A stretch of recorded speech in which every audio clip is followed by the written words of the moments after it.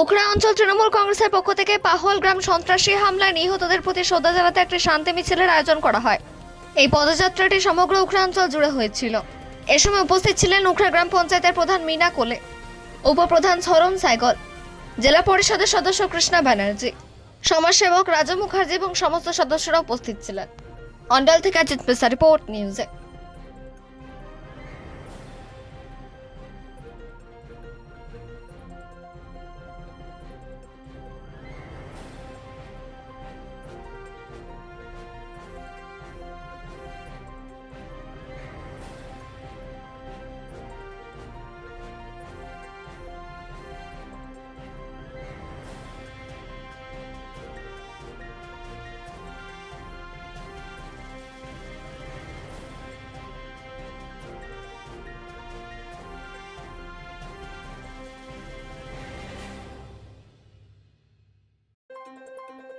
বিগত 22 তারিখে পাকিস্তান যেভাবে নৃশংস হত্যাকাণ্ড চালিয়েছে পর্যটকদের উপরে পেহেলগাঁওয়ে, তার প্রতিবাদে আমরা উখড়া অঞ্চল তৃণমূলের তরফ থেকে আজকে মৌন মিছিল কালো ব্যাচ পরে আমরা পালন করলাম এবং সেই মিছিল এসে পুরাতন হাটতলায় শেষ হলো।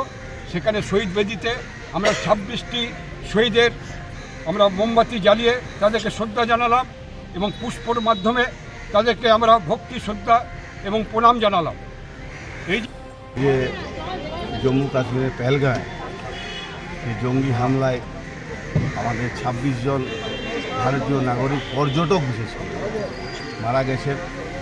এটা আজ ভারতবর্ষের মানুষ বুঝতে পারছে যে উগ্রপন্থীদের কোনো জাত হয় না, কোনো ধর্ম হয় না, কিন্তু আমাদের ভারতবর্ষের একটি দল, বিশেষ করে বিজেপি, যে নোংরা রাজনীতি করছে ধর্ম নিয়ে।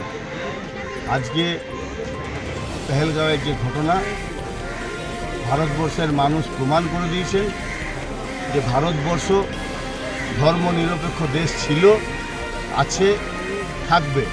আমরা এই 26 জনের আত্মার শান্তি কামনা করি ঈশ্বরের কাছে এবং তাদের পরিবারবর্গকে সমবেদনা জানাই।